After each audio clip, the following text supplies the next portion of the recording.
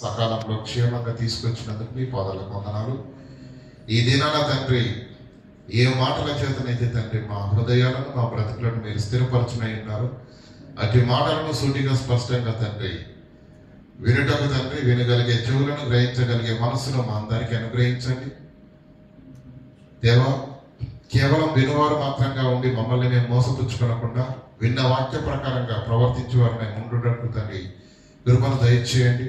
దీనుడును అల్పుడనైన నేను తండ్రి మీ పక్షాన నిలబడి మాట్లాడబోతుండగా నీ బూరగా నన్ను వాడుకొని తండ్రి మీ పిల్లలతో మీరే మాట్లాడి మీ పిల్లల హృదయాలను మీ వైపు త్రిప్పుకోమని ప్రాధాయపడుతూ ఘనత మహిమ ప్రభావాలు మీ నామానికి అర్పిస్తూ క్రీస్తున్నామని ప్రార్థనను వేడుకుంటున్నామా పరమ తండ్రి, ఆమేన్. ప్రియులారా, దేవుని యొక్క మహాకృపను బట్టి మరి గత ఆదివారపు దినాన సెలవు దినము మనకు రావడంతో మరి అందరము ప్రత్యక్షంగాను పరోక్షంగాను ఆలోచన చేసి మరి వన్ డే సెమినార్ పెట్టడం అనేది జరిగింది.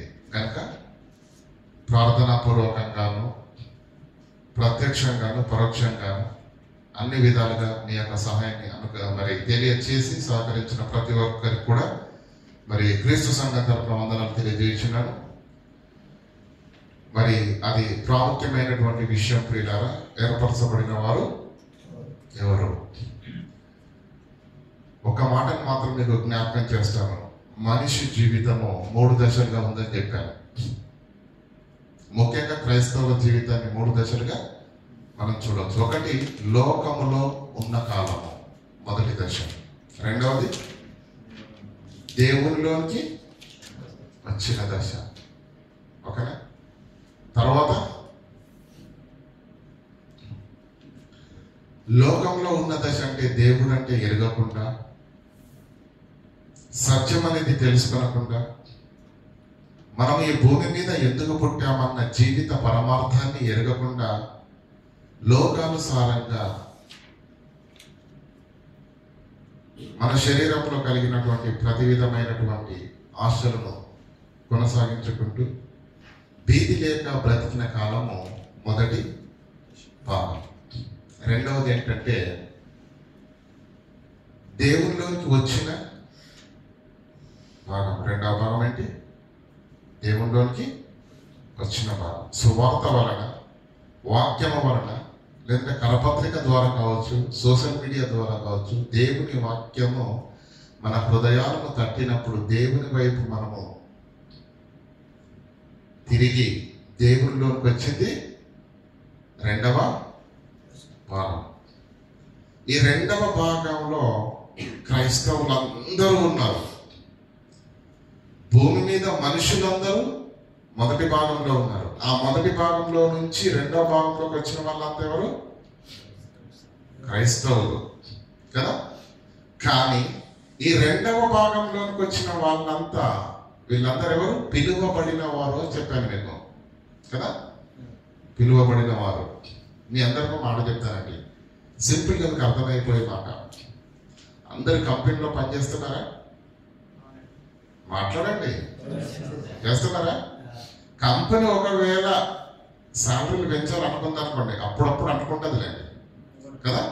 మంచి లాభాలు వచ్చినప్పుడు ఏం చేస్తుంది? శాలరీలు పెంచాలనుకుంటుంది. అప్పుడు ఎవరికి పెంచాలనుకుంటే చెప్పండి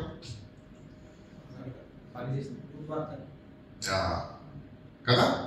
అప్పుడు ఏం చేస్తుంది తెలుసా? కంపెనీ సెలెక్ట్ చేస్తుంది, ఏర్పరచుకుంటుంది.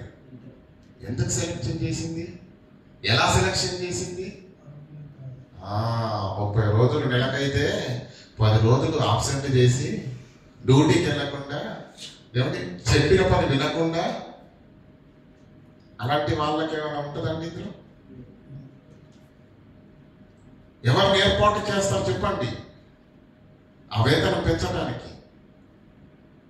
అందరూ ఎంప్లాయీలే, అందరూ కంపెనీలో ఉన్నవారే, అవునా కదా. అయినా శాలరీ పెంచాలనుకున్నప్పుడు మాత్రం అందరినీ పరిగణలోకి తీసుకుంటారు. ఎవరు కష్టపడుతున్నారు, ఎవరు తమ పర్ఫార్మెన్స్ చూపిస్తున్నారు, ఎవరు కంపెనీకి సేవ చేస్తున్నారు, చూస్తుందండి. కేవలం ఇంజనీర్ల గురించి మాట్లాడట్లేదు, పని చేసే కూలీల వరకు కూడా కంపెనీ ఏం చేస్తుంది, ఎవరు బెస్ట్ వర్కర్ అని చూసి సెలెక్ట్ చేసి మరి వారికి సాలరీలు పెంచుతున్నారు. అవునా కాదా? సంఘంలోనికి వచ్చిన మనమంతా ఎవరము? ఒకసారి చూడండి మత్తయి సువార్త. ఏదో వింటున్నామన్నట్టు వినకండి, వాక్యాన్ని ఆశతో వినండి. మత్తయి సువార్త లేదంటే మార్కు సువార్తకి వెళ్తే మత్తయి సువార్త 22వ అధ్యాయం 14వ వచనం. కాగా పిలువబడిన వారు అనేకులు, కానీ ఏర్పరచబడిన వారు కొందరే. ఆనాడు ఆ మాట ప్రభువు విందు కొరకు చెప్పాడు. ఈరోజు క్రైస్తవ సమాజాన్ని గురించి కూడా వర్తించి ఆ మాట ఏంటో తెలుసా? క్రైస్తవ్యంలోనికి వచ్చిన వాళ్ళు ఏంటో మనకు తెలుసా? 850 కోట్ల మంది ఉన్నారు ఈరోజు ప్రపంచంలో ప్రజలు సుమారుగా. దాంట్లో 450 కోట్ల మంది ఎవరో తెలుసా? క్రీస్తును నమ్ముకున్న క్రైస్తవులే. వీళ్ళంతా ఎవరో తెలుసా? పిలువబడిన వారు అనేకులు. మరి ఈ 450 కోట్ల మంది పరలోకానికి వెళ్తారా? పిలువబడిన వారు అనేకులు అయినప్పుడు ఏర్పరచబడిన వారు కొందరే. క్రీస్తు ఎందుకు వచ్చావో తెలుసా? క్రీస్తుని ఎందుకు నమ్ముకున్నావో తెలుసా? పిలువబడిన వారి లెక్కలో ఉన్న నీవు ఏర్పరచబడవలసిన, ఏర్పరచబడిన వారి లిస్టులోకి నీవు వెళ్ళాలి. కంపెనీలో ఉంటే సరిపోదు, నీ పేరు కంపెనీ లిస్టులో ఉంటే సరిపోదు. కంపెనీ సాలరీ పెంచాలనుకున్నప్పుడు కూడా నీ పేరే ముందు అక్కడ ఉండాలి. అలా ఉండాలంటే నువ్వెలా ఉండాలి? ఇదా చెప్పాను కదండి, నెలలో 10 రోజులు చుట్టి పెట్టేసి ఆబ్సెంట్ చేసి అంతేనా, పని సరిగ్గా చేయకుండా, పర్ఫార్మెన్స్ అనేది లేకుండా, ఏమంటే ఇంప్రూవ్మెంట్ అనేది లేకుండా, స్కిల్స్ లేకుండా ఉంటే పెంచుతారండి? ఇది మీకు అర్థమవుతుంది కదా, ఇది మీరు చూస్తున్నారు కదా. పిలువబడిన వారిగా ఉంటే దేవుని పిల్లలుగా మనము ఉందాం. పిలువబడిన వారంతా ఏమండి, పిలువబడిన వారంతా ఏమవ్వాలో తెలుసా? ఏర్పరచబడిన వారు అవ్వాలి, సెలెక్ట్ అవ్వాలి. ఏర్పరచడం అంటే ఏంటంటే ఇంగ్లీష్లో సెలెక్ట్. దేవుని చేత ఎన్నుకోబడాలి, సెలెక్ట్ అవ్వాలి. ప్రియులారా, క్రైస్తవ్యం లోకాన్ని దాటి పిలుపులోనికి వచ్చింది.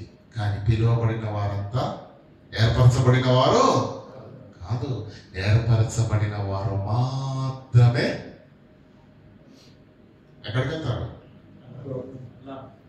మాట చూద్దాం. రోమిలకు రాసిన పత్రిక 8వ అధ్యాయం.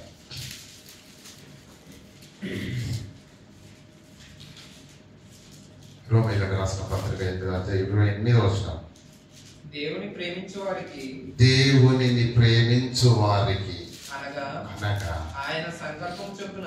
ఆగండి, దేవుణ్ణి ప్రేమించు వారికి అంటే మనకు తెలియదండి. సింపుల్ గా మాటలు చెప్తే ఎక్స్ప్లెనేషన్ ఎందుకు ఇస్తున్నాడు ఆయన ఇక్కడ? భార్యను ప్రేమించడం సూపర్ గా తెలుసు మనకు, తెలియదా? పిల్లల్ని ప్రేమించడం తెలియదా? మన గర్భాన పుట్టిన పిల్లలను ప్రేమించడం మనకు తెలియదా? తల్లిదండ్రులను ప్రేమించడం తెలుసా? తెలియదు. దేవుణ్ణి ప్రేమించడం సౌండ్ లేదు, చూసారా? సౌండ్ లేదు. ఇది ఇలాగే పెట్టండి, ఇది ఇలాగే పెట్టి కొరింథీయులకు రాసిన 2వ పత్రిక ఇది ఇలాగే ఉంచండి దయచేసి.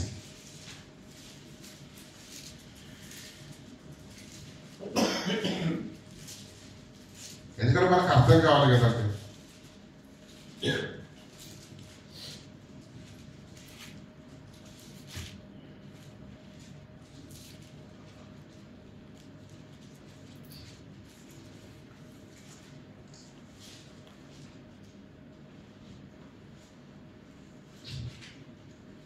ఓకే, క్షమించండి, అది మరలా చూద్దాం దాన్ని. చదవండి. రోమీయులకు రాసిన పత్రిక 8వ అధ్యాయం.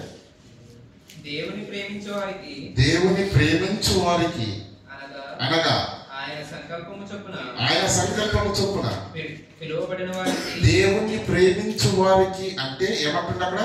ఆయన సంకల్పము చొప్పున. అనగా మీకు అర్థం కావాలి కాబట్టి ఏమంటున్నాడు? ఆయన సంకల్పము చొప్పున పిలువబడిన వారికి మేలు కలుగుటకై. ముందేమన్నాడండి? దేవుణ్ణి ప్రేమించు వారికి అనగా ఆయన సంకల్పము చొప్పున. దేవుణ్ణి ప్రేమించువాలంటే మీరేమనుకుంటున్నారు? మీకు అర్థమైందో లేదా? ఏమంటాడు కింద? ఆయన సంకల్పము చొప్పున పిలువబడిన వారికి. అంటే ఎవరు ప్రేమిస్తారు దేవుణ్ణి? అందరూ దేవుణ్ణి ప్రేమించలేరు. ఎవరు ప్రేమిస్తారు తెలుసా? ఆయన సంకల్పములో ఉండి ఆయన సంకల్ప ప్రకారంగా పిలువబడిన వారికే మేలు కలుగుటకై సమస్తమును సమకూడి జరుగుచున్నవని ఎరుగుదుము. తెలుగు భాషలోనే ఉంది. నేను కూడా తెలుగులోనే మాట్లాడుతున్నాను. దయచేసి కాన్సన్ట్రేషన్ చేయండి. తెలుగే కదా, ఏమర్థమైంది చెప్పండి? దేవునిని ప్రేమించు వారికి నంబర్ 1. నంబర్ 2 ఏంటి? దేవుడిని ప్రేమించు వారికి ఆయన సంకల్పము చొప్పున. ఎవరిని పిలిచాడు దేవుడు? అందరిని కాదు, ఆయన సంకల్పంలో ఉన్నవారినే పిలిచాడు. అర్థమైందా? ఎవరిని పిలిచాడో వారిని ప్రేమిస్తున్నాడు. ఎవరిని ప్రేమిస్తున్నాడో వారిని చూడండి. దేవుణ్ణి ప్రేమించే వారికి అనగా ఆయన సంకల్పం చొప్పున పిలువబడిన వారి కొరకు మాత్రమే, అందరి కొరకు కాదు. సమస్తమును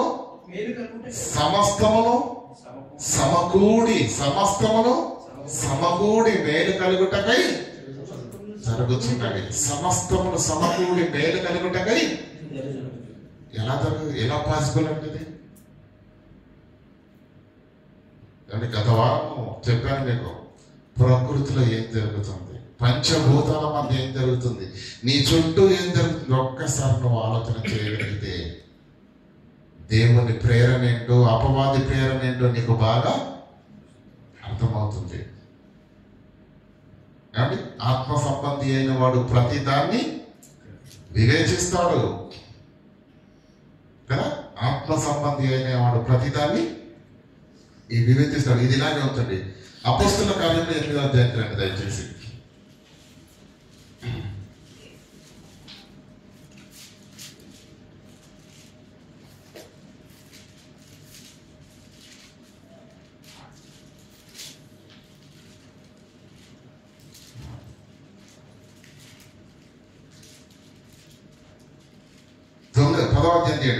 మొదటి నుంచి చదవండి.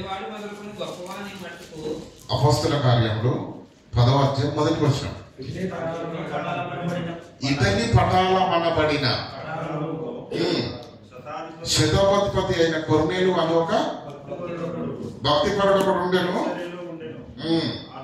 అతడు తన ఇంటి వారందరితో కూడా దేవుని యందు భయభక్తులు కలిగి ఉండేవారు. ఎవరండి? ఇటలీ పటాలనబడినటువంటి పట్టణంలో శతాధిపతి అయిన కొర్నేలు అంటే అన్యుడు, ఇశ్రాయేలీయుడు కాదు. ఇశ్రాయేలీయుడు కాకపోయినా అన్యుడైన ఆయన భక్తి ఎలా ఉందటండి? ఆయన జీవితం ఎలా ఉంది? అతని ఇంటి వారందరూ దేవుని యందు భయభక్తులు కలిగిన వారై ఉండి ప్రజలకు బహు ధర్మము చేయించు, ఎల్లప్పుడూ దేవునికి ప్రార్థన చేయించు చేయవాడు. దేవుడు గొడ్డివాడండి? ప్రపంచాన్ని తేటగా చూస్తున్నటువంటి దేవుడు అందరినీ చూస్తున్నాడు. కొర్నేలుని కూడా చూస్తున్నాడు. ఇశ్రాయేలునే కాదు, కొర్నేలుని కూడా దేవుడు చూస్తున్నాడు. ఏం జరుగుతుంది చూడండి. పగలు ఇంచుమించు 3 గంటల వేళకు దేవుని దూత అతని యుద్ధకు వచ్చి, అన్యుడండి, ఇశ్రాయేలు కాదు, అన్యుడు నీతిగా దేవుని యందు భయభక్తులు కలిగి బ్రతుకుతున్నప్పుడు పరలోకములో నుంచి దేవుడు తన దూతను పంపించాడు, దర్శనమిచ్చాడు. డైరెక్ట్ గా ఏమంటున్నాడు చూడండి. కొర్నేలి అని పిలుచుట దర్శనమందు తేటగా కనబడను. అతడు దూత వైపు తేరి చూచి భయపడి, ప్రభువా ఏమని అడిగాను? అందుకు దూత, నీ ప్రార్థనలు, నీ ధర్మ కార్యములు దేవుని సన్నిధికి జ్ఞాపకార్థముగా చేరినవి. అర్థమవుతుందండి? ఈయన భక్తి, ఈయన ప్రార్థన జీవితం, ఇతరుల కొరకు చేసే సహాయము, ఇవన్నీ ఎక్కడికి పుట్టాయటండి? దేవుని వరకు చేరాయి. అప్పుడు దూత వచ్చి మాట్లాడుతుంది, నీ ప్రార్థనలను, నీ ధర్మ కార్యములు దేవుని సన్నిధి చేరినాయి. ఇప్పుడు దేవుడు ఏం చేయాలి చెప్పండి? దేవుడు ఏం చేశాడు చూడండి. మనకందరికీ తెలుసు కదండి. 5వ వచనం చదవండి. 5వ వచనం. ఇప్పుడు నీవు ఇతడు ఇప్పుడు ఎక్కడున్నాడు? లోకంలో ఉన్నాడు. ఎక్కడున్నాడు? లోకంలో ఉన్నాడు. ప్రతి మనుషుడు రక్షించబడాలంటే ఏం కావాలి? క్రీస్తు నామమున భక్తి సంపదలు. ఆయన ఎక్కడున్నాడు? ఇటలీ పట్టణములో, లోకములో ఉన్నాడు. ఇప్పుడు 5వ వచనం చూడండి. నీవు ఇప్పుడు యొప్పేకు మనుషులను పంపి, ఎవరు చెప్తున్నారండి మాట? పరలోకంలో నుంచి వచ్చిన దూత చెబుతుంది, నువ్వు యొప్పేకు మనుషులను పంపు. పేతురు అను మారు పేరు గల సీమోను అను పేతురు అను మారు పేరు గల సీమోనుని పిలిపించుము. అతడు ఎక్కడున్నాడో తెలుసు? అడ్రస్ కూడా చెప్తుంది చూడండి. అతడు సముద్రపు అద్దరున్న ఒక సీమోను అని ఒక చర్మకారుని ఇంట దిగి ఉన్నాడని అతనితో చెప్పాను. అతనితో మాట్లాడిన దూత వెళ్ళిపోయిన తర్వాత అంటే కొర్నేలు దగ్గరికి దూత వచ్చింది. నీ ప్రార్థనలు, ధర్మ కార్యాలు దేవుని సన్నిధికి చేరని చెప్పింది. నువ్వు ఇప్పుడు తక్షణం ఏం చేస్తావంటే, సీమోను అని మారు పేరు గల పేతురును పిలిపించు. ఆయన ఎక్కడ ఉన్నాడు? సముద్ర పద్దరి దగ్గర చర్మకారుని యొక్క ఇంట దిగి ఉన్నాడు కనుక నువ్వేం చేస్తున్నావు? తొందరగా పంపించు. ఇది ఇక్కడ ఎవరికి చెప్పింది? దూత కొర్నేలికి చెప్పింది. ఇప్పుడు రండి.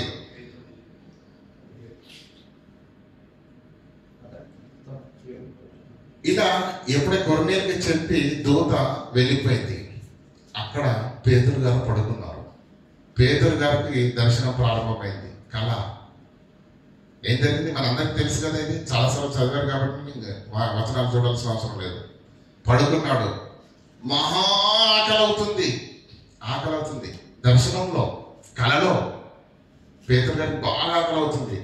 ఆకలి అవగానే ఆకాశము నుంచి ఒక దుప్పటి, మనందరం కప్పుకుంటాం దుప్పటి, ఆకాశం నుంచి దుప్పటి కిందికి వచ్చింది. దాంట్లో ఏమున్నాయి?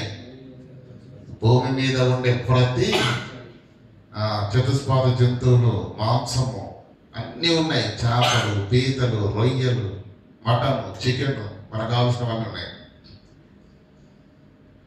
ఆకలితో ఉన్నాడు కదా. ఆహారం కళ్ళ ముందుకు వచ్చింది. అప్పుడు పేతురుకు ఒక స్వరం వినిపించింది. పేతురు నువ్వు లేచి వాటిని చంపుకొని తిను అని అన్నాడు. అప్పుడు పేతురు ఏమన్నాడు? అయ్యా, నేను ఇశ్రాయేలీయుడను, నిషిద్ధమైనది, నిషేధించినది ఏది ఎప్పుడు నేను తినలేదు. ఏమంటే నిషేధించినది, నిషిద్ధమైన ఏది కూడా నేను ఎప్పుడు తినలేదని చెప్పాను. తినలేదని చెప్పగానే పేతురుకు అర్థం కాల. పేతురు ఈ దర్శనం ఎందుకు వచ్చిందో, ఇది ఒకసారి కాదు, అలాగే 3 సార్లు జరిగింది కళ అయిపోయింది. ఇప్పుడు 17వ వచనం చదవండి. పేతురు తనకు కలిగిన దర్శనం ఏమై ఉండెనో దాని భావం ఏమిటో ఏమై ఉండెనో అని ఎటు తోచక ఉండగా కొర్నేలు పంపిన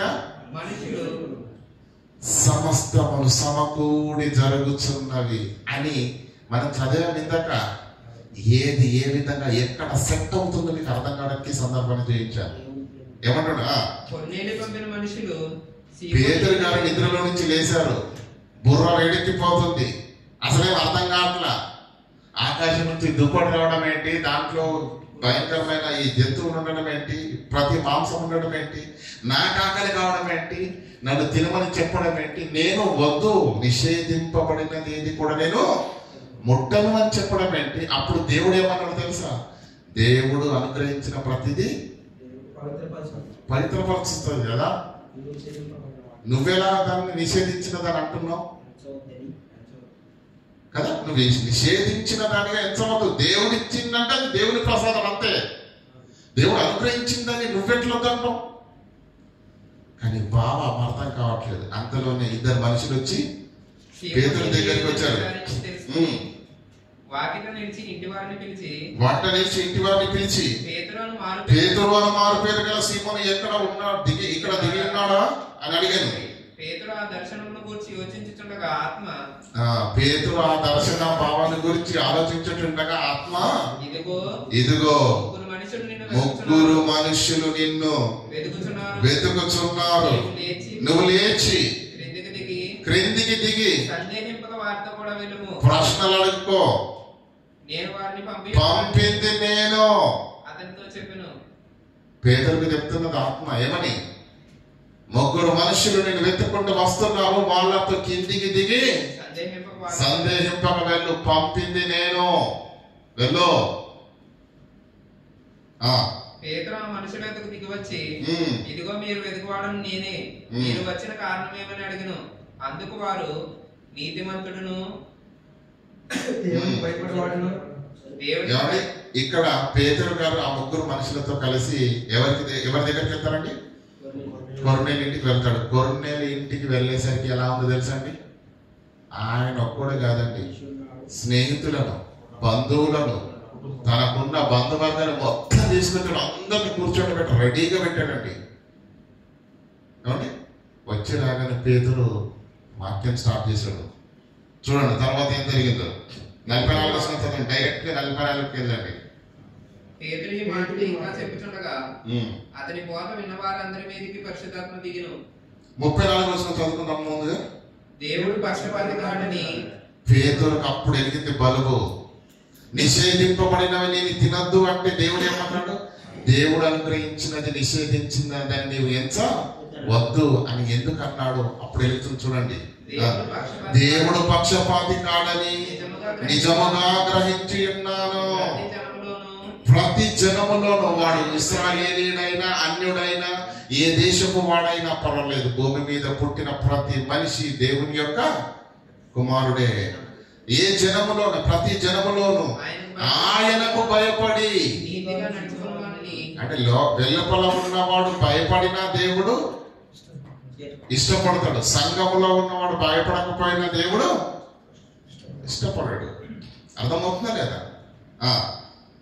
ఆయనకు భయపడి నీతిగా నడుచుకున్న వారందరినీ ప్రభువు అంగీకరించును, యాక్సెప్ట్ చేస్తాడు. యేసు క్రీస్తు అందరికీ ప్రభువు. ఇంతకాలం ఇశ్రాయేలుకే దేవుడు అనుకున్నాం, ఇశ్రాయేలు దేవుడు ప్రజలు అనుకున్నాం, నీవేమా దేవుడు అని అనుకున్నాం. పాత నిబంధన గ్రంథంలో చాలా చోట్ల కనిపిస్తుంది కదా మనకి మాట, నేను వారికి దేవుడనై ఉండును, వారిన ప్రజలై ఉండును. మరి మిగతా వాళ్ళంతా జాతానయ్యే, అవునా కదా? కానీ కొత్త నిబంధనలోకి వచ్చేసరికి అది మారిపోతున్నట్టుగా దేవుడు తన యొక్క ప్రత్యక్షతను అన్య జనాంగానికి కూడా అనుగ్రహిస్తున్నట్టుగా కనిపిస్తుంది. చూడండి 44 వచనానికి రండి. పేతురు ఈ మాటలు ఇంకా చెప్పుచుండగా అతని బోధ విన్న వారందరికీ పరిశుద్ధాత్మ. అర్థమవుతుందండి అసలు మీకు నేను మాట్లాడేది? పరిశుద్ధాత్మ దిగిందంట. ఎవరు వాళ్ళంతా? అన్యులు. అన్యులు బాప్తిస్మం తీసుకోలేదు. డైరెక్ట్ గా ఏమొచ్చేసింది? పరిశుద్ధాత్మ చేసింది. ఇదంతా ఏం జరుగుతుంది మీరు ఆలోచించండి. కొర్నేలుకు పేతురు ఫోన్ నంబర్ ఏమైనా తెలిసిందా? వాట్సాప్ లో ఏమైనా మాట్లాడుకున్న సందర్భం ఉందా? ఫేస్బుక్ లో టచ్ ఉందా? ఎక్కడ కొర్నేలి, ఎక్కడ పేతురు, ఏ సంబంధము లేదు. దేవుణ్ణి ప్రేమించిన వారికి, అనగా ఆయన సంకల్పము చొప్పున పిలువబడిన వారికి సమస్తమును సమకూడి మేలు కలగాలి. వారు రక్షణలోనికి రావాలి, క్రీస్తును అంగీకరించాలి, బాప్తిస్మం పొందాలి, పిలువబడిన వారిగా ఉన్నవారు ఏర్పరచబడిన వారిగా మారటానికి సమస్తము సమకూడి జరుగుతున్నవి. అర్థమవుతుందా లేదా? సమస్తము సమకూడి జరుగుతున్నవి. ఎవరికి? ఆ దేవుణ్ణి ప్రేమించు. కిందికి చదవండి అదే మాట. రోమీలకు రాసిన పత్రిక 8వ అధ్యాయం. దేవుని ప్రేమించు వారికి, అనగా ఆయన సంకల్పం చొప్పున పిలువబడిన వారికి మేలు కలుగుటకై సమస్తము సమకూడి జరుగుతున్నవని ఎరుగుదుము. పౌలుకు తెలుసు. ప్రతి క్రైస్తవునికి తెలియాలి, ప్రతి ఆత్మ సంబంధికి తెలియాలి. కానీ మనకు అవన్నీ ఏమి తెలియవు. కింద చెప్తున్నా చూడండి. ఎందుకనగా తన కుమారుడు 30 వచనం చదవండి. మరియు ఎవరిని ముందుగా నిర్ణయించెనో సెలెక్ట్ చేసెనో ఏర్పాటు చేసుకొనెనో వారినే పిలిచాడంట. అర్థమవుతుందా? సెలెక్ట్ చేసుకున్న వారినే పిలిచాడు. ఎవరిని పిలిచాడో వారిని నీతిమంతులుగా తీర్చాడంటే తన కుమారుని రక్తము చేత పాపాలను కడిగి నీతిమంతులుగా తీర్చాడు. ఎవరిని నీతిమంతులుగా తీర్చాడు వారిని మహిమ పరిచెను. అర్థమవుతుందండి? ఎరిగి నిర్ణయించిన వారిని పిలిచాడు, పిలిచిన వారిని నీతిమంతులుగా తీర్చాడు, నీతిమంతులుగా తీర్చిన వారిని మహిమపరిచాడు. దేవుని యొక్క కాన్సెప్ట్ అది, దేవుని యొక్క ప్రోగ్రామ్ అది, దేవుని యొక్క సంకల్పం అది. కానీ మనం ఎక్కడున్నామో తెలుసా? లోకంలో నుంచి ఎక్కడికి వచ్చాము?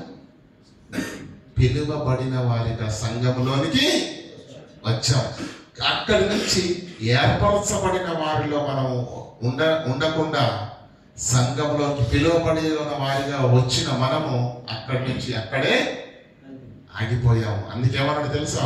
మత్తయి సువార్తలో పిలువబడిన వారు అనేకులు, ఏర్పరచబడిన వారు కొందరే. ఎందుకు ఏర్పాటులోకి మనం ఎందుకు వెళ్ళలేకపోతున్నాం? ఏర్పరచబడిన వారిగా మనం ఎందుకు మారలేకపోతున్నాం? ఆలోచించండి. మీకు అర్థమయ్యే భాషలో చెప్పాను. కంపెనీలో సాలరీ పెంచాలనుకున్నప్పుడు ఎవరికి పడితే వారికి సాలరీ ఎవరికి పంచుతారు? మంచి పని విధానం, స్కిల్స్ ఉండాలి, పర్ఫార్మెన్స్ ఉండాలి కదా. మంచి సాక్ష్యము పొందిన వాడవై ఉంటే నీ యొక్క అధికారి దగ్గర అప్పుడు నీకు ఏముంటది? ఏర్పాటు చేసిన వాడిగా నువ్వు లిస్ట్ లో ఉంటావు. పనిదొంగ అనుకోండి, సోమరిపోతం అనుకోండి, చీటీలు పెట్టేస్తాం అనుకోండి, ఆబ్సెంట్లు చేస్తాం అనుకోండి, నెలకు 4-5 ఉంటుందా? అంటే మన పర్ఫార్మెన్స్ ఏర్పరిచిన వారిలో లిస్ట్ లో ఉంటుంది. మన పర్ఫార్మెన్స్ కంపెనీలో లాస్ వచ్చింది అనుకోండి, 5,000 మంది ఉన్నారు అనుకోండి, 1,000 మందిని తీసేయండి అంటారు. అప్పుడు కూడా ఒక లిస్ట్ తయారవుతుందండో. అప్పుడు ఆ లిస్ట్ లో ఎక్కుతుందా మన పేరు? శాలరీ పెరిగే లిస్ట్ లో ఎక్కుతుందా? అర్థమవుతుంది కదా. అక్కడ లిస్టు తయారవుతుంది, ఇక్కడ కూడా లిస్టు తయారవుతుంది. రెండింటికి చాలా వ్యత్యాసం ఉంది. సంఘంలోకి వచ్చిన మనం అందరం ఎక్కడికి వెళ్ళాలి? హెబ్రీయులకు రాసిన పత్రిక దయచేసి తీయండి.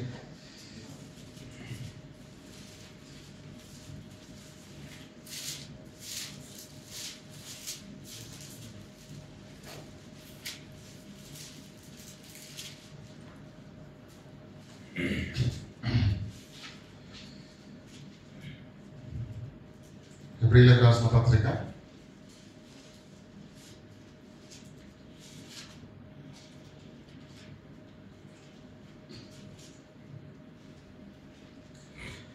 9వ అధ్యాయం దయచేసి 9వ అధ్యాయం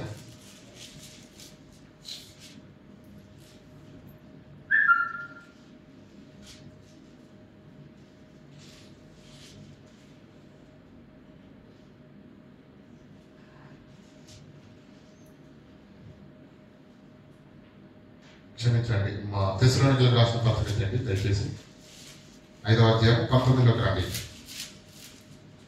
ఆత్మను ఆర్పకుడి. ఈ మాటను మీకు గత 2 వారాలుగా చెప్పాను చాలా జాగ్రత్తగా, అవునా కదా?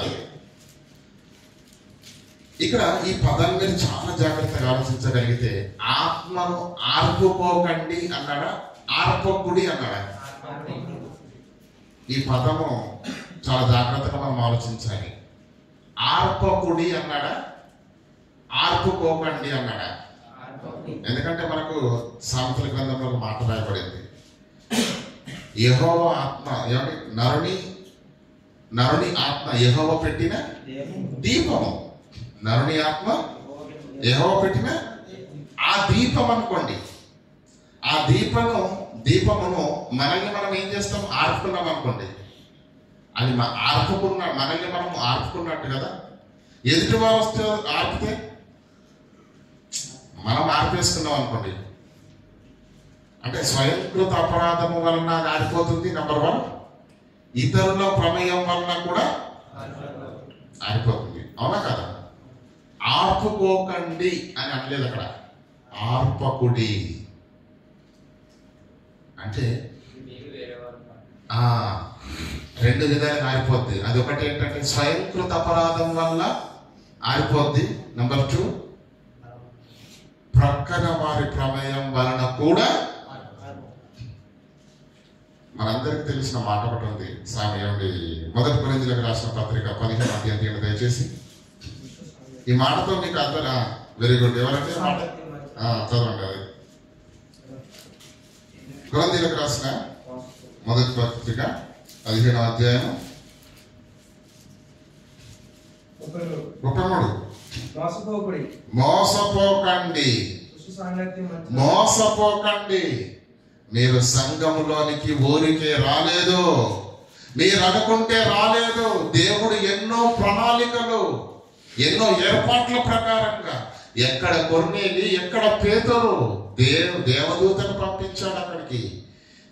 కొర్నేలు, నీ ప్రార్థనలు, ధర్మ కార్యాలు ప్రభు సన్నిధి చేరాలి, నీకు మేలు కలగాలి, నీకు రక్షణ రావాలి,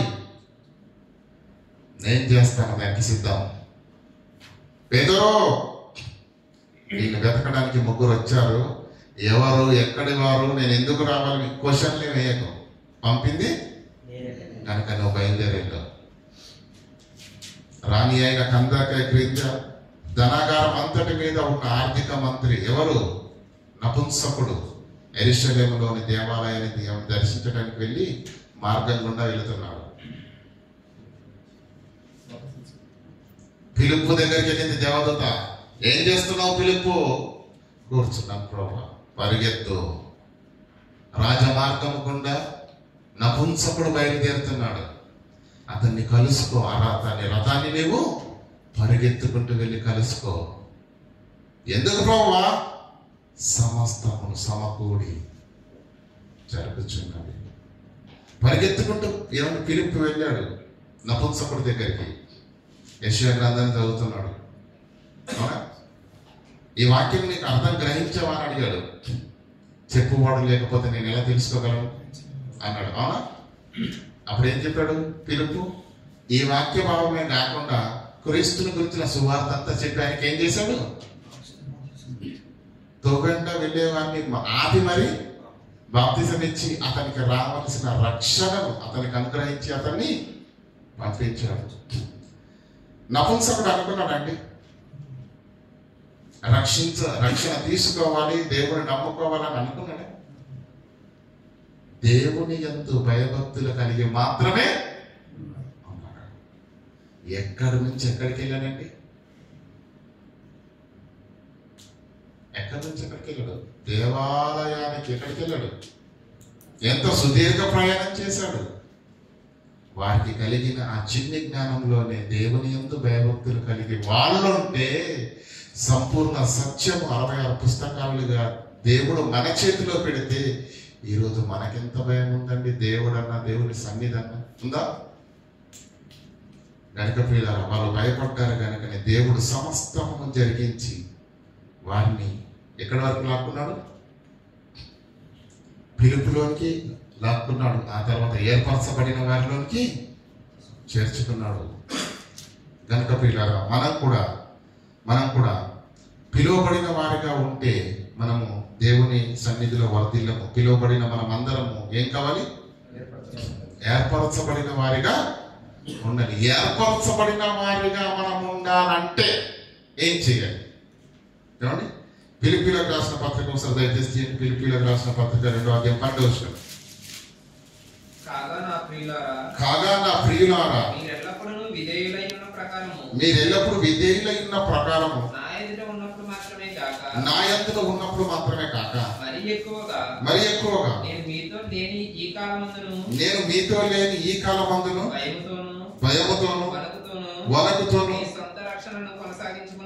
నీ సొంత రక్షణను కొనసాగించుకుంటేనే అది ముందుకెళ్తుంది. తెలుగులో సాగుతుందండి, గాలిలో దీపం పెట్టి దేవుడు మారమంటే అది ఉంటుందండి. ఏం చేయాలి? కాపాడుకోవాలి. ఏమండి? పరుసుందా అండి? ఎక్కడుందండి? మా బాబోయ్, ఎంత జాగ్రత్త ఉంటుందండి.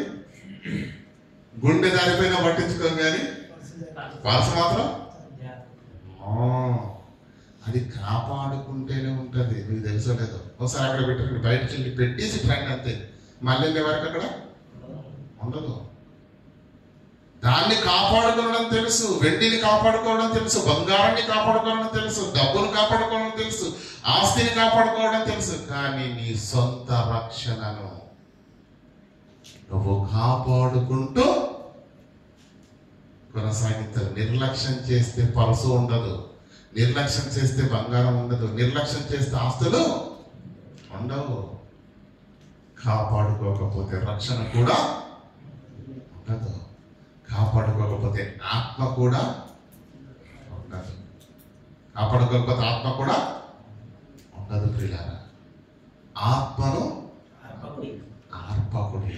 స్వయంకృత అపరాధము వలన ఆరిపోకూడదు, ఇతరుల ప్రమేయముతో కూడా ఆరిపోకూడదు. అక్కడ ఏం చదివాము?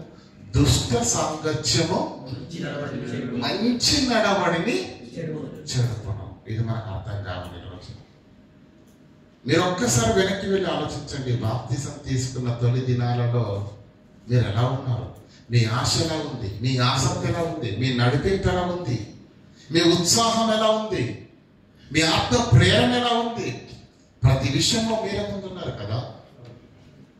పాటల్లో మీరే, ప్రసంగంలో మీరే, పనిలో మీరే, పరిచర్యలో మీరే.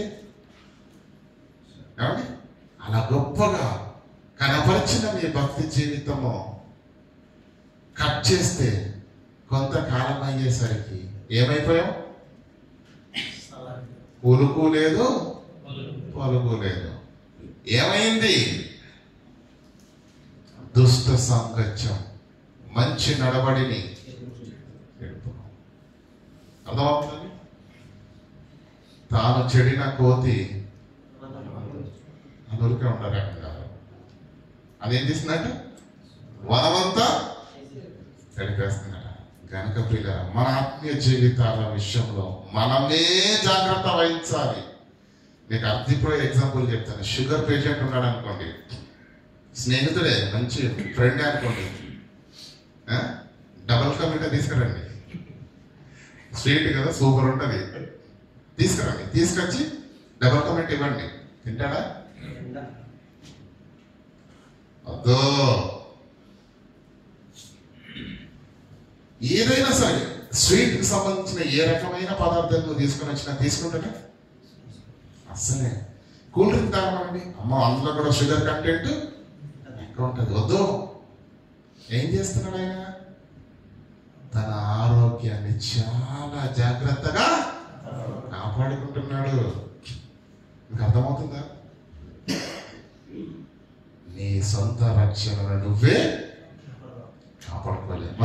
మొదటి యోహాను పత్రిక 5వ అధ్యాయం దయచేసి మొదటి యోహాను పత్రిక 5వ అధ్యాయం 18వ వచనం. దేవుని మూలముగా పుట్టిన వాడెవడును దేవుని మూలముగా పుట్టాం మనమంతా, అవునా కదా?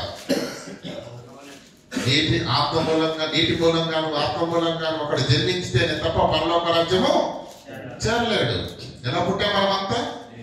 దేవుని సంకల్ప ప్రకారంగా, అవునా? దేవుని మూలముగా పుట్టిన వాడేవాడు పాపము చెయ్యడని ఎరుగుదము. దేవుని మూలముగా పుట్టిన వాడు ఏం చేస్తాడో తెలుసా?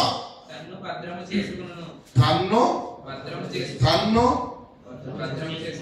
ఎవరొచ్చి భద్రం చేస్తారని తన్ను తానే భద్రం చేసుకుంటాడు. షుగర్ పేషెంట్ ఏం చేస్తున్నాడు? చాలా జాగ్రత్తగా ఏది పడితే అది తినడానికి ఇస్తా. ఏమైంది తింటే? సాయంకాలం మన ఆసుపత్రిలో అడ్మిట్ కావాల్సి ఉంటుంది. ఆ విషయం ఆయనకు బాగా తెలుసు కనుక ఏం చేస్తున్నాడు? తన్ను తాను భద్రం చేసుకుంటున్నాడు, తన్ను తాను కాపాడుకుంటున్నాడు. ఆ ముందు చూపు లేకపోతే, ఆ జాగ్రత్త లేకపోతే ప్రియులారా, ఆ కాపాడుకునే భద్రత లేకపోతే ఖచ్చితంగా ప్రియులారా మన రక్షణ మధ్యలోనే వెళ్ళిపోతుంది. మనకు అనుగ్రహించబడిన పరిశుద్ధాత్మ ఎందుకు వచ్చాడో తెలుసా? నిన్ను బ్రతికించడానికి, నడిపించడానికి, దేవుల్లో నిలబెట్టడానికి. ఆత్మ సహాయం ఉంటుండగా కూడా నువ్వు ఎదరికెళ్ళట్లేదంటే దాని అర్థం ఏంటి కదా? గనుక ప్రియులారా, ఆత్మ ఏమంటుండ అక్కడ? ఆత్మను ఆర్పకుడి. ప్రియులారా, మన అందరిలో దేవుడు అనేక సందర్భాల్లో చెప్పినటువంటి మాట ఎప్పుడు కూడా దేవుడు ఏమన్నాడంటే సమాజంగా కూడుకొనుట మానతాడు. ఎందుకు? ఇంట్లో ఉండి బైబిల్ చదువుకుంటే వాక్యం రాదండి. సమాజంగానే ఎందుకు కూడుకోవాలి? సంఘంగా ఎందుకు మనము ఒక చోటికి రావాలి? ఎందుకంటే నేను మీ అందరినీ చూస్తున్నాను, మీ అందరూ నన్ను చూస్తున్నారు. ఒకరి చేత ఒకరు పురుకొలుపుకోవాలన్నాడు, ఒకరినొకరు ఆదరించుకోవాలన్నాడు, ఒకరినొకరు వాక్యం చేత హెచ్చరించుకోమన్నాడు. అవునా కదా? ఎందుకు? కానీ ఆ దినము సమీపించిన కొలది, ఎబ్రీయులకు రాసిన పత్రిక చేయండి ఒకసారి 10:20. కొందరు మానుకుంటున్నారు. అప్పటికే మీరేం చేస్తారు? దేవుని పిల్లలు సమాజంగా కూడుకుంటా మానక ఒకరినొకడు హెచ్చరించుకోండి. క్రీస్తు దినము సమీపించే కొలది మీరు చూచిన కొలది మరి ఎక్కువగా అలాగూ చేయొచ్చు. ప్రేమ చూపిటయు సత్కార్యములు చేయటం అందులో ఒకరినొకరు పురికొల్పుకోవాలి. ఆత్మలో బలపరచబడాలి, దైవికంగా బలపరచబడాలి, జ్ఞానంలో బలపరచబడాలి, పాటల్లో ఎదగాలి, ప్రసంగంలో ఎదగాలి, పరిశుద్ధతలో ఎదగాలి, సత్కార్యాల్లో ఎదగాలి. ఒకరినొకరు ఏం చేయాలి? పురుగొలుపుకోవాలి, ఎదగాలి. ఎందుకంటే నడిపించే ఆత్మ, మండించే ఆత్మ నీలో నాలో ఉన్నప్పుడు మండే కట్టెలాగే ఉండాలి తప్ప, మండే కాగడలాగే వెలిగిపోవాలి తప్ప ఆరిపోయిన దానిగా మనం ఉండడానికి వీలు లేదు. కానీ పాత్రలో నూనె పోసి వత్తి వేసి వెలిగించింది అనుకోండి, ఎలా ఉంటుందండి? రూమ్ అంతా వెలుగ్గా ఉంటుంది. అందులో ఉన్న నూనె అయిపోయింది అనుకోండి, రెపరెపరెపరెపలాడుతుంది ఆ వెలుగు. అవునా? కొంతకాలం తర్వాత ఏమైపోద్ది? అది ఆరిపోద్ది. కానీ నూనె, ఆ పాత్రలో నూనె సమృద్ధిగా ఉన్నటువంటి దీపం ఎలా ఉంటుందండి? వెలుగుతూనే ఉంటుంది. వెలుగుతున్నటువంటి దీపము ఆరిపోతున్న దీపాన్ని చూస్తూ మనకు అర్థం చేసుకోవాలి ప్రియ. ఆత్మ నడిపింపు ఉన్నవారు, ఆత్మ మండిస్తున్నవారు, ఆత్మలో ఏమండి ఆత్మ యొక్క సహాయం ఉన్న వాళ్ళు, మండుతున్నవాడు ఒకలా ఉంటాడు, ఆరిపోయినవాడు ఒకలా ఉంటాడు. మండుతున్నవాడు ఎప్పుడు వాక్యం గురించి ఆలోచిస్తాడు, దేవుడు అంటాడు, ప్రార్థన అంటాడు, సావాసం అంటాడు, ఆత్మీయులు అంటాడు. ఆత్మీయులతో కలుసుకోవాలి, ఒకరినొకరు పురుగొలుపుకోవాలి, ఒకరినొకరు హెచ్చరించుకోవాలి, ఒకరినొకరు ఆదరించుకోవాలి. సమయం దొరికితే పలానా స్నేహితుల దగ్గరికి వెళ్ళి 4 మాటలైనా నేర్చుకుంటాం. దేవుడు ఆలోచన, దేవుడు వాక్యం, దేవుడు వాక్యం. మండుతున్నాడు, ఆత్మ అతన్ని రేపుతుంది. ఆరిపోయిన వాడు ఎలా ఉంటాడు? నిమ్మకు నీరెత్తినట్లుగా ఉలుకు ఉండదు, పలుకు ఉండదు.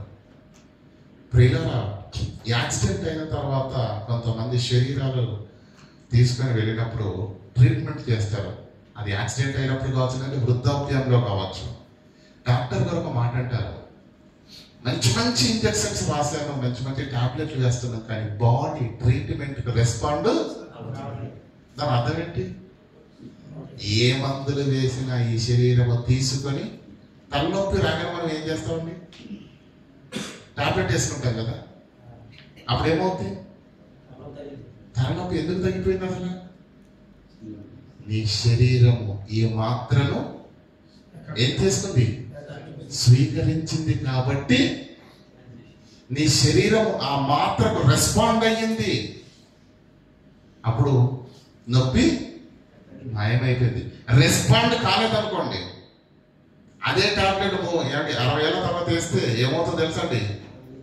టాబ్లెట్ కడుపులోకి వెళ్ళి కరిగిపోద్ది, కానీ ఉపయోగం మాత్రం ఉండదు. కారణం ఏంటి?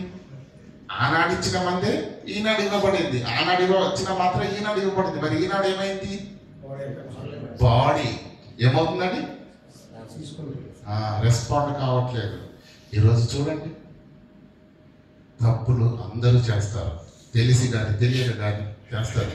కానీ వాక్యం గద్దిస్తున్నప్పుడు, ఆత్మ నేను హెచ్చరిస్తున్నప్పుడు దాన్ని విడిచిపెట్టి, ఒప్పుకొని, పశ్చాత్తాపంతో విడిచిపెట్టి మరలా దేవుని వైపుకు తిరిగేవాడు దేవుడు. ఆ దేవుని ఆత్మ ఇంకా వారిలో ఉంది.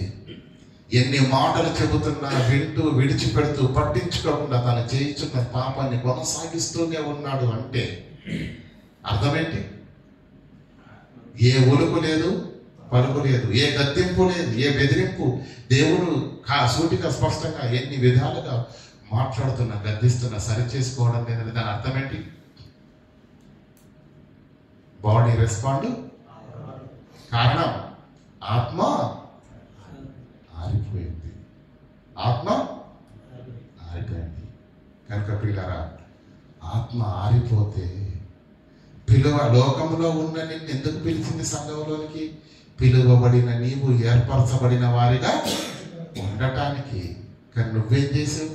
నీకే ఆత్మనైతే దేవుడు అనుగ్రహించాడో, ఏ ఆత్మ నడిపింపు నువ్వు ఉంటేనే నువ్వు దేవుల్లో బ్రతుకుతామని దేవుడు నీకు ఇచ్చాడో, ఆ ఆత్మని నీవు ఆర్పేసుకున్నావు, ఆత్మని నీవు పోగొట్టుకున్నావు. కారణం ఏ జాగ్రత్త లేదు. ఒక షుగర్ పేషెంట్ నేను ఎన్ని జాగ్రత్తలు తీసుకుంటేనే నేను ఆరోగ్యంగా ఉంటానన్న సంగతి అతనికి బాగా తెలుసు. ఏది పడితే తింటాడండి, కిరాణా కొట్లోకి వెళ్ళి ఏది దొరికితే తినేస్తాడా? తింటాం. అతనికి బాగా తెలుసు ఏది తినాలో ఏది తినకూడదు. మన ఆత్మీయ జీవితాన్ని ప్రారంభించిన మనకు ఏం తెలుసు చెప్పండి? ఏ జాగ్రత్త ఉంది చెప్పండి? ఏ భయం ఉంది చెప్పండి? ఏ భీతి ఉంది చెప్పండి? ఉందా? లేదు. కనుకనే ఆత్మలు అనేకంగా ఆరిపోయాయి. 1 కొరింథీయులకు రాసిన పత్రిక దయచేసి తీయండి. 1 కొరింథీయులకు రాసిన పత్రిక 11వ అధ్యాయం 23వ వచనం. నేను మీకు అప్పగించిన దానిని ప్రభువు వలన పొందితిని. నేను నీకు అప్పగించిన దానిని ప్రభువు వలన ప్రభువు వలన పొందితిని. ఎవరి వలన అండి? ప్రభువు వలన. అంటే ఈ కార్యక్రమము సాక్షాత్తు యేసుక్రీస్తు ప్రభుల వారే ఇచ్చారా? అంతే కదా. ప్రభు వలన పొంది తిని ప్రభువైన యేసు తాను అప్పగింపబడిన రాత్రి దాన్ని విరిచి నన్ను జ్ఞాపకం చేసుకున్నట్టుగా దీనిని చేయడని చెప్పాను. నన్ను జ్ఞాపకము చేసుకొనుటకై దీనిని బాగా ఆలోచించండి. ఇక్కడ ప్రభురాత్రి భోజనం అని ఆ రోజు యేసుక్రీస్తు తాను అప్పగింపబడిన రాత్రి ఏం చేశాడో మనందరికీ బాగా ఒక రొట్టెను తీసుకుని ఎత్తి కృతజ్ఞతాస్తుతులు చెల్లించి విరిచి తన శిష్యులకు ఇచ్చాడు. ఇది నా రక్తము వలనైన క్రొత్త నిబంధన అన్నాడు మత్తయి సువార్తలో. అలాగే ద్రాక్షారసాన్ని కూడా సాదృశ్యంగా చూపించిన మాటలు మనకు తెలుసు. కానీ ఈ కార్యక్రమాన్ని ఎందుకు చేయమంటున్నాడు అంటే కింద చెప్తున్నాడు చూడండి 24వ వచనంలో, దాన్ని విరిచి ఇది మీ కొరకైన నా శరీరము నన్ను జ్ఞాపకము చేసుకొనుటకై దీన్ని చేయండి. నన్ను జ్ఞాపకం చేసుకొనుటకై ఎన్నోసార్లు చేశాం కదండి. చేశావా లేదా? ఏమన్నా జ్ఞాపకం వచ్చిందా మీకు? ఏం జ్ఞాపకం వచ్చింది? అసలు ఎందుకు జ్ఞాపకం చేసుకోమన్నాడు? ఆ కార్యక్రమం చేసిన తర్వాత మీకు వచ్చిన జ్ఞాపకాలు ఏంటి? వచ్చాయేమన్నా చెప్పాలి. జ్ఞాపకం నిన్ను ఏం చేస్తుందో తెలుసా? జ్ఞాపకం నిన్ను నడిపిస్తుంది. మీకు అర్థమైన భాషలు చెప్తాను. చాలామంది అంటే పుట్టినరోజులు కానీ యానివర్సరీలు కానీ ఉంటాయి కదండి. మన కొంతమంది ముఖ్యమైన వాళ్ళు ఉంటారు. మనం అందరినీ జ్ఞాపకం పెట్టుకోగలమా? కొందరు ముఖ్యమైన వాళ్ళు ఉంటారు. పొరపాటును మర్చిపోతే వాళ్ళు చాలా కట్ అవుతారు. మనం ఏం చేస్తాం అంటే ఎందుకైనా మనకు హడావిడి ఎక్కువ కాబట్టి ఏం చేస్తాం, ఎందుకైనా మంచిదని చెప్పేసి రిమైండర్లో సెట్ చేసుకుంటాం. ఇప్పుడు దానికి అనుకోండి పెళ్లి రోజు లేదంటే పుట్టినరోజు ఎవరితో మనం ముఖ్యమైనది మనం ఏం చేస్తాం 24వ తారీఖు రోజు మనం అలారం సెట్ చేసి మరి అది ఎప్పుడు సంవత్సరాల తర్వాత వచ్చేది. కారణం ఏం చేస్తున్నాం మనం దాన్ని? ఇది చాలా ముఖ్యమైన విషయం నాకు. ఓకే ఫోన్ దీన్ని నీవు నాకు ఏం చేయాలి? జ్ఞాపకం చేయి. అలారం మోగింది 24వ తారీఖు రాత్రి 10 గంటలకు. నువ్వేం చేస్తావు? ఈ జ్ఞాపకం చేయాలని ఎందుకు పెట్టుకున్నావు? ఫస్ట్ ఆఫ్ ఆల్ వారిని కలవాలని, వారిని విష్ చేయాలని. అవునా కదా? జ్ఞాపకం వచ్చిన తర్వాత నువ్వేదో ఇంకా చేయాల్సింది ఉందా లేదా? అర్థమవుతుందా లేదా? మనం జ్ఞాపకం పెట్టుకుంటున్నాం ఎక్కడ? ఫోన్లో. అది జ్ఞాపకం చేసినప్పుడు ఏం చేయాలి? ఇది సమ్మ కూర్చోవడం. ఆ జ్ఞాపకం నీకు చేస్తున్నప్పుడు నువ్వు కదలాలి.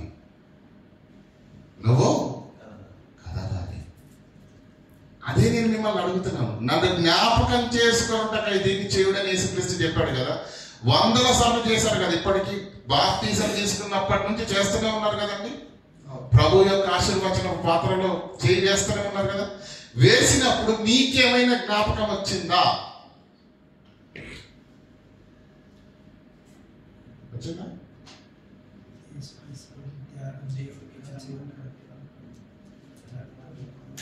చెప్పండి, మాట్లాడాలి. చెప్పండి అన్న, పర్లేదు. యేసుక్రీస్తు ప్రభుల వారు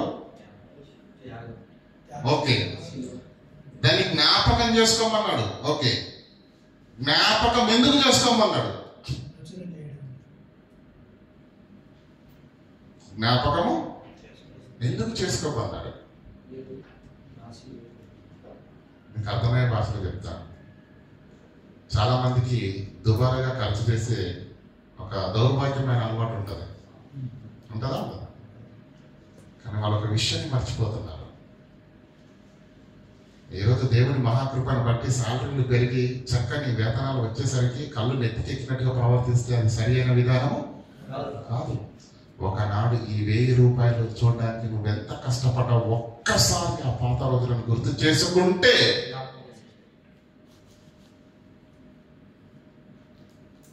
ఈరోజు వస్తున్న ఈ శాలరీని చాలా జాగ్రత్తగా నీవు అది జ్ఞాపకము లేదు కనుకనే ఈ రోజు నువ్వు ఎలా అయిపోయావు? విచ్చలవిడిగా మారిపోయావు. అర్థమవుతుందా కదా? జ్ఞాపకం నిన్ను ఆపుతుంది, జ్ఞాపకం నిన్ను మారుస్తుంది, జ్ఞాపకం నిన్ను సరిచేస్తుంది. అంతెందుకండి, మనకు కూడా చాలా జ్ఞాపకాలు ఉంటాయి. కొందరిని జ్ఞాపకం చేసుకుంటే ముఖంలో సంతోషం వస్తుంది, కొందరిని జ్ఞాపకం వస్తే చాలు ఏమవుద్ది? 180 పెరిగిపోద్ది బీపీ.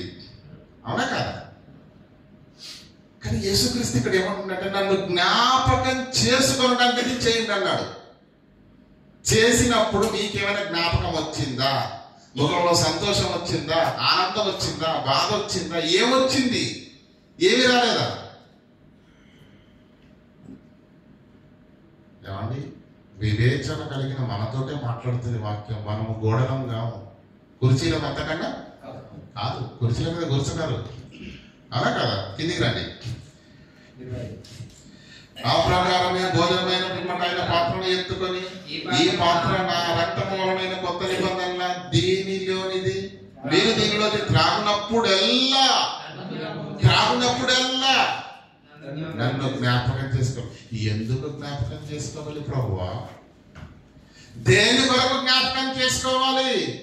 అది జ్ఞాపకం చేసుకున్నాం వల్ల మాకేంటి? ఏం కోరుకుంటున్నాడు దేవుడు? ఎందుకు పెట్టడు ఈ క్రమాన్ని? క్రైస్తవ సంఘాలు బాప్తిసం తీసుకున్న నాటి నుంచి ఈ కార్యక్రమాన్ని చేస్తూనే ఉన్నారు. కానీ యేసుక్రీస్తు దాని వెనకాల ఒక మహా మర్మాన్ని దాచిపెట్టాడు. కానీ ఇది క్రైస్తవ సమాజానికి అర్థం కావట్లేదు.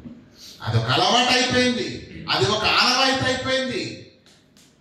ఏదో వెళ్ళారా వచ్చారన్నట్టే ఉంది తప్ప దాని వెనకాల ఉన్న పరమార్థాన్ని మరిచి బ్రతుకుతున్నారు. చదవండి. మీరు ఈ రొట్టెను తిని ఈ పాత్రలోని త్రాగునప్పుడెల్లా ప్రభువు వచ్చే వరకు ఆయన మరణమును ప్రచురించుదురు. అంటే ఇది తీసుకోమని చెప్పాడు. నెంబర్ 1. తీసుకున్న ప్రతిసారి నన్ను జ్ఞాపకం చేసుకోమని చెప్పాడు. నెంబర్ 2. నెంబర్ 3 అంటే తెలుసా? ప్రభువు వచ్చే వరకు ఆయన మరణమును, దీనిని తీసుకున్న మీరు ప్రభువు వచ్చు వరకు ఆయన మరణమును ప్రచురించమన్నాడు. 3 విషయం చెప్పాడు. రిపీట్ చేస్తారు ఒకసారి. నెంబర్ 1, నన్ను జ్ఞాపకము చేసుకోమన్నాడు. నెంబర్ 1. నెంబర్ 2 ఏంటి? కన్ఫ్యూజ్ అయిపోతున్నారా? ఈ కార్యక్రమాన్ని చెయ్యడము మొదటిది. ఎందుకంటే ఇది ప్రభు వలన పొందితనానికి పౌలు గారు కనుక ప్రభు వలన పొందిందంటే ఖచ్చితంగా చేయాలి. చేస్తున్న ప్రతిసారి మీరేం చేయాలో తెలుసా? ఆ పాత్రలో చెయ్యి వేసినప్పుడు, ఆ ద్రాక్షరసంలో చెయ్యి వేసి మీరు త్రాగుతున్నప్పుడు యేసు ఏమంటున్నాడు తెలుసా? నన్ను జ్ఞాపకము చేసుకోండి. పేద కుటుంబం, కూలినాలి చేసుకునే తల్లిదండ్రులు కష్టపడి తన గర్భాన పుట్టినటువంటి బిడ్డను కష్టపడి చదివి రూపాయి పోగు చేసి చదివి ఒక చక్కని ఉద్యోగాన్ని సంపాదించేటట్టుగా ఎదిగేటట్టుగా కుమారుడి విషయంలో వారు తోడుగా ఉన్నారనుకోండి. మీరు నాకు అర్థం కావాలని చెప్తున్నాను. ఆ కుమారుడు దుబాయ్కి వచ్చాడు అనుకోండి, దుబాయ్కే వచ్చాడు అనుకోండి, సార్లు మంచి తండ్రి ఉందనుకోండి, మనోడు దుబారా సెట్ అయిపోయాడు అనుకోండి, ఏమవుతుంది అంటే వీడేం మర్చిపోయాడు అన్నమాట. అలా తల్లిదండ్రులు ఎంత కష్టకాలంలో అతన్ని పెంచారన్న సంగతి ఇక్కడ లేదు కనుకనే వీడు బ్రతికేమైపోయింది, ఇప్పుడు విచ్చలవిడిగా మారిపోయింది. ఆ జ్ఞాపకం ఈయనేం చేస్తుంది? భద్రం చేస్తుంది. ఆ జ్ఞాపకం పొదుపు చేసేటట్టుగా చేస్తుంది. ఆ జ్ఞాపకం ఇతన్ని మనిషిలా మార్చేస్తుంది. అది మర్చిపోతే, నీ పూర్వపు స్థితిని మర్చిపోతే, నిన్ను ప్రేమించిన వారిని మర్చిపోతే, నీ కొరకు కష్టపడిన వారిని మర్చిపోతే, గాలికి తెగిన పటంలో మన యొక్క జీవితము మారిపోతుంది. యేసుక్రీస్తు ఏమంటున్నాడు తెలుసా? నన్ను జ్ఞాపకం చేసుకోవడానికి దీన్ని చేయండి. నెంబర్ 3 అంటే తెలుసా? దీన్ని చేసినప్పుడు ఆయన మరణము వరకు మీరు దీన్ని ఏం చేయాలి? ఒకటి చెయ్యమన్నాడు, రెండో జ్ఞాపకం చేసుకోమన్నాడు. జ్ఞాపకం చేసుకున్నటువంటి నీవేం చేయాలి? ఇంకా ప్రభువు వచ్చే వరకు ఆయన మరణమును ప్రచురం చేయమన్నాడు. చేస్తున్నారు. మొదటిది అందరూ చేస్తున్నారు, ప్రపంచంలో ఉన్న క్రైస్తవులు అందరూ చేస్తున్నారు. నంబర్ 2, ఆయనను జ్ఞాపకం చేసుకుంటున్నారా? ఎందుకు జ్ఞాపకం చేసుకున్నామో తెలుసా? దీన్ని ఎగ్జాంపుల్ చెప్తాను. పాత నిబంధన కాలంలో ఎవరైనా పాపం చేస్తే ప్రక్షాళన ఏంటండి? బైబిల్ చదువుతున్నారు కదా మీరు అందరూ, చెప్పండి. ఏ బలి? పావురాలను గాని గువ్వలను గాని తీసుకొని ఏం చేయాలి? మనము చేసిన పాపానికి పరిహారార్థంగా అవి తెచ్చుకోవాలి. ఎంత చక్కగా ఉంటాయండి పక్షులు, వాటిని చూస్తూ ఉంటే ఎంత ముచ్చటేస్తుందండి, అవునా కదా? అది ఏమండి, మనం చేసిన పాపానికి, మనం పాపం చేయగానే, పాత నిబంధన కాలం ఏంటి, పాపం చేయగానే గువ్వలను కానీ పావురాలను కానీ తీసుకొని యాజకుడికి ఇస్తే యాజకుడు ఏం చేస్తాడు? వధించి దాన్ని దహన బలిగా అర్పించి మన వద్దకు తీసుకొని వస్తాడు. అంటే ఏం జరిగిందన్నమాట? నువ్వు చేసిన పాపానికి అవి బలైపోయాయి. అది కల్లారా చూసిన తర్వాత ఇంకోసారి తప్పు చేస్తాడని కూడా చేస్తాడా? ఎందుకు చేయడు? నేను ఇప్పుడు తప్పు చేస్తే మళ్ళీ 2 ప్రాణాలను పొట్టలో పెట్టుకోవాలి, అంత పాపం నేను ఇంకా మరలా చేయను. 2 పావురాలే నేను తప్పు చేస్తే ప్రాణాలు పోతాయని భయం ఉంటే రెండోసారి తప్పు చేయడానికి మనిషి ఇష్టపడడు. యేసు ఎందుకు జ్ఞాపకం చేసుకోమన్నాడు తెలుసా? ఏమంటే కరుణామయుడి సినిమాలో, దయామయుడి సినిమాలో మనం బాగా చూసాం కదా. ఇప్పుడు కూడా వీడియోస్ ఆన్ చేసి చూస్తాం. యేసు క్రీస్తు యొక్క దేహము నాగలి చాలవలే దున్నబడింది కదా, ముండ్ల కిరీటముతో పొందబడింది. పాపము చేయని ఆయనకు యాతన ఎందుకు? మనం చేసిన పాపానికి ప్రభుకెందుకు సిలువ? ఆలోచించండి. అంటే బల్లలోని చేయి వేసిన ప్రతిసారి నువ్వు నేను జ్ఞాపకం చేసుకోవాల్సింది ఏంటో తెలుసా? నా పాపము వలనే ఆయన సిలువెక్కాడు, నా పాపం వల్లనే ఆయనకు అంతటి మహాశ్రమ రావడానికి కారణం అయ్యింది. ఇక మళ్ళా నేను తప్పు చేస్తే చెప్పండి, ఆ ఆలోచన నీకు ఉండాలని నిన్ను జ్ఞాపకం చేసుకోమని చెప్పాడు. కానీ మనం ప్రతి బలలో పాలు పొందేటప్పుడు మాట్లాడే సింగిల్ డైరెక్ట్ అంటే తెలుసా? ప్రభువా ఇప్పుడు నన్ను క్షమిస్తాడు. ఒకసారి క్షమించాడు, సర్వ పాపాలను కడిగి నేను ముచ్చాడా చేశాడు, అవునా కదా? ఆ పవిత్రతను నువ్వు కాపాడుకోవాలా వద్దా? ఆ రక్షణ నువ్వు కాపాడుకోవాలా వద్దా? ఆ ఆత్మను నువ్వు కాపాడుకోవాలా వద్దా? ఆత్మను ఆర్పుకున్నావు, రక్షణను గాలికి వదిలేశావు. క్రమబద్ధీకరమైనటువంటి జీవితాన్ని విడిచిపెట్టి ఇష్టానుసారంగా బ్రతుకుతూ కేవలం ఒక ఆచారంగా, ఒక అలవాటుగా ఆశీర్వచ పాత్రను చేయి వేసి రొట్టె ముక్కను తీసుకొని ద్రాక్షారసాన్ని తీసుకుంటున్నావంటే ప్రియులారా, అది ఎంత భయంకరమైన పాపంలోనికి మనల్ని తీసుకొని వెళుతుందో. కింది మాటలు చదవండి. కొరింథీయులకు రాసిన మొదటి పత్రిక 11 కింది మాటలు.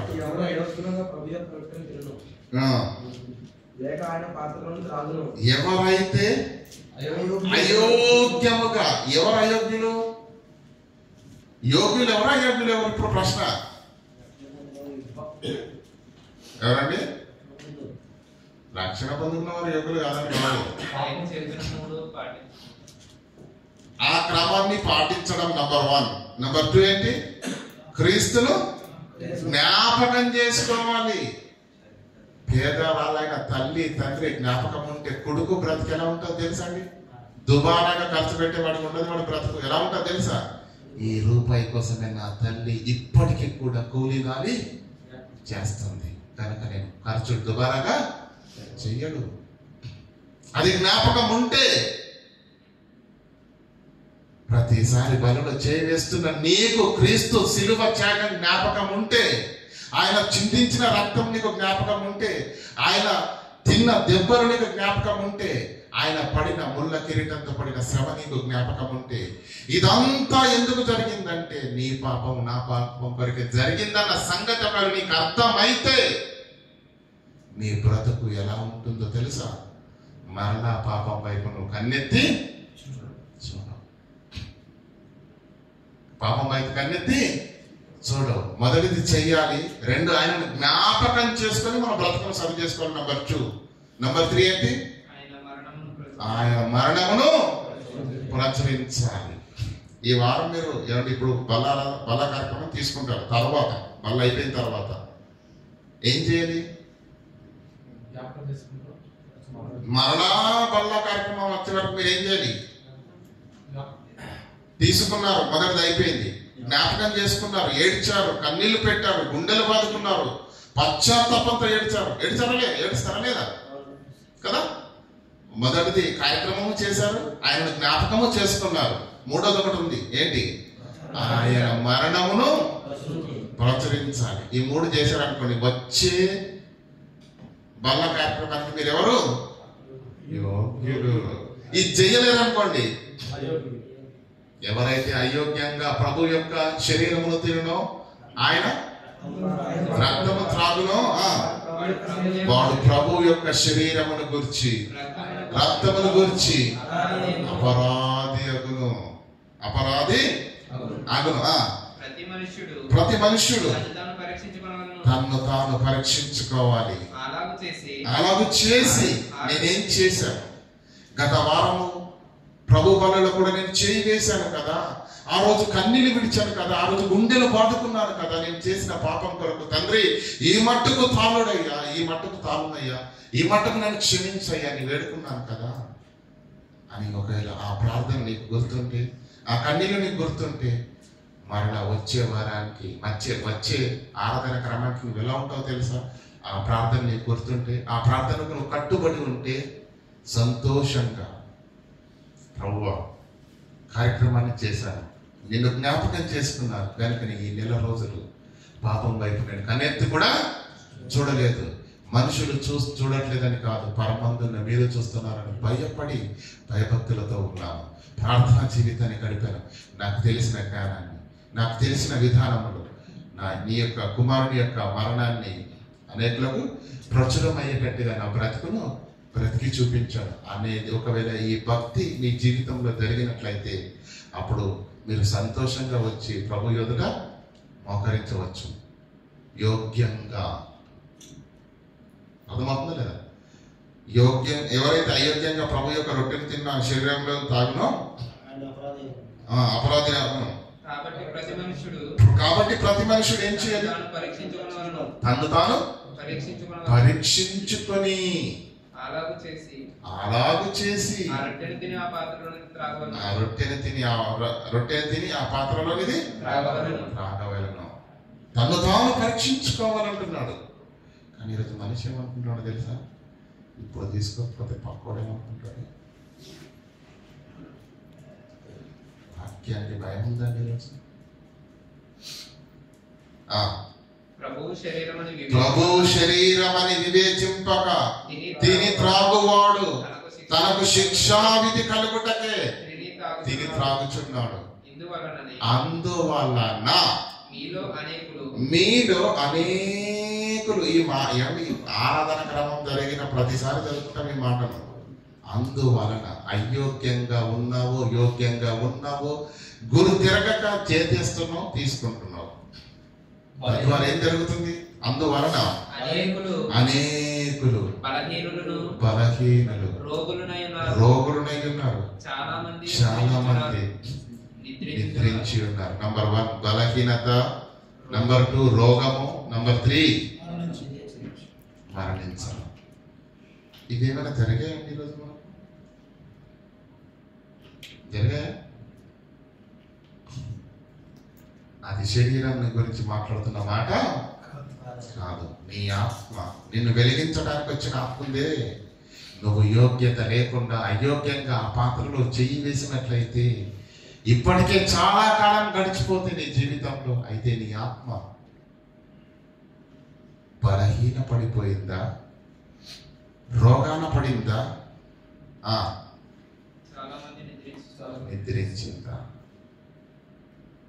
తెలిసి తెలియక చేస్తున్నారండి, తెలిసి తెలియక చేస్తున్నారు. అందుకే ప్రతి దాన్ని తెలుసుకోవాలి, వాక్యాన్ని స్పష్టంగా నేర్చుకోవాలి. మీరు మీకు తెలిసిన దానిని చేస్తారు. యేసుక్రీస్తు ఏమన్నాడు? మాకు తెలిసిన దాన్ని ఆరాధింతుము. మేము ఆరాధించేది ఎవరికో మాకు బాగా తెలుసు. మా ఆరాధన తెలుసు, మా దేవుడు తెలుసు, మా లక్ష్యం తెలుసు, మా గురి తెలుసు. మేము ఏం చేస్తున్నామో మాకు ఫుల్ క్లారిటీ.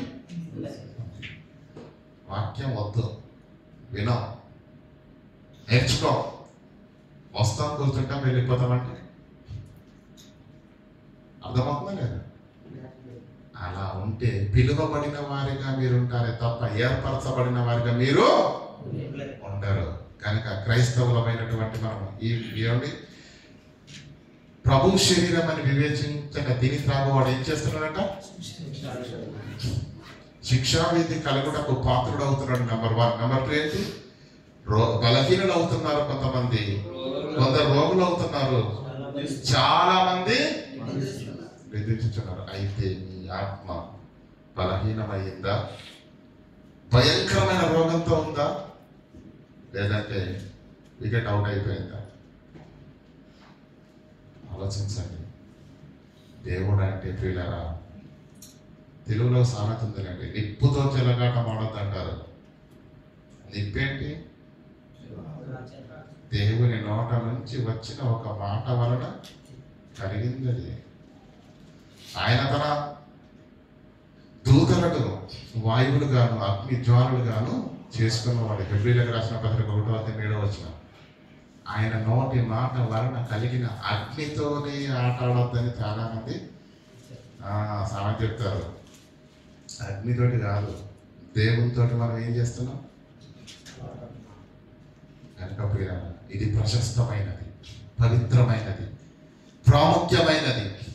కనుక ప్రభు బలలో చేయవేస్తున్న ప్రతి ఒక్కరు భయముతో, వణుకుతో, సిద్ధపాటు కలిగి యోగ్యంగా ఉన్నామో లేవని ఒక్కసారి ఆలోచించుకోండి. లేదంటే పశ్చాత్తాపడండి, దేవుని ఎదుట మోకరించండి, మీ హృదయాలను ఒలికించండి. అప్పుడు దేవుని క్షమించమని ప్రార్థన చేసి తీసుకోండి. మరలా దేవుడు ఇచ్చిన మాటను మీరు మర్చిపోకుండా ఆ మాటలు జ్ఞాపకం చేసుకుని ప్రతిదినం బ్రతకండి.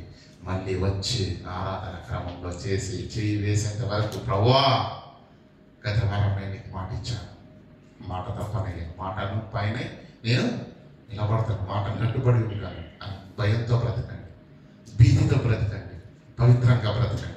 దేవుడిచ్చిన మాటను మర్చిపోకుండా ఆ మాట కట్టుబడి ఆ యోగ్యతను కాపాడుకుంటూ బ్రతికి వచ్చే వారిని కూడా తండ్రి నేను యోగ్యంగానే ఉన్నాను, తప్పిపోలేదు, నీ కుమారుని యొక్క మరణాన్ని నేను ప్రచురించాను, పవిత్రతను కాపాడుకున్నాను. కానీ మరలా వచ్చే ఆరాధన క్రమంలో సంతోషంగా చేయవేయండి. అలా యోగ్యంగా మీరు చేయవేస్తే ఆత్మ బలపడుతుంది, ఆత్మ జీవం పొందుతుంటుంది, ఆత్మ ప్రజ్వలిస్తుంది.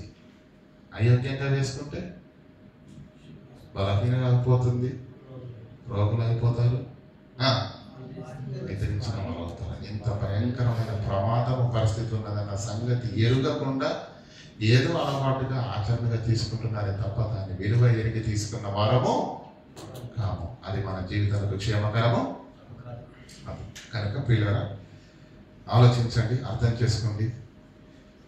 క్రీస్తు యొక్క శిలువ త్యాగం నిర్వీర్యం కావడానికి ప్రధాన కారణం ప్రియులారా, నీలో నాలో ఉన్న నిర్లక్ష్యమే, నీలో నాలో ఉన్నటువంటి చెప్పండి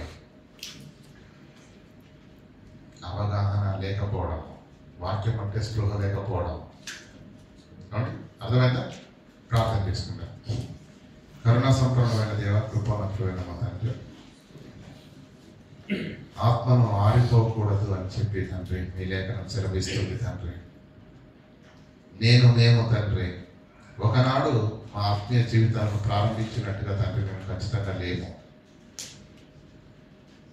ఎందుకో ఆగిపోయాము, ఎందుకో నిలిచిపోయాము, ఎందుకో కారణం ఏమై ఉన్నదన్న సంగతి మేము గుర్తెరగడానికి తండ్రి మా యొక్క మనోనేత్రాలు వెలిగించినట్లుగా మా హృదయాలను తట్టినందుకు మీ పాదాలకు వందనాలు. వీరి మర్చివారంగా కాకుండా మిమ్మల్ని ఎందుకు జ్ఞాపకం చేసుకోవాలో తండ్రి, మీ కుమారుని యొక్క త్యాగాన్ని ఎందుకు జ్ఞాపకం చేసుకోవాలి, ఆ జ్ఞాపకం చేసుకున్నప్పుడు మా జీవితము ఎలా కొనసాగించాలో ప్రతి విధమైనటువంటి ఆలోచనను తండ్రి మా హృదయంలో భద్రపరిచినందుకు వందనాలు. వీరిని మర్చివారుగా కాకుండా విన్న మాటల్లోని ఆంతర్యాన్ని గ్రహించి మా బ్రతుకులు వెలుగునట్లుగా మీ కృపచేత మమ్మల్ని బలపరచవలసింది వేడుకుంటూ క్రీస్తునామని ప్రార్థనని వేడుకుంటున్నాము పరమ తండ్రి. ఆమేన్.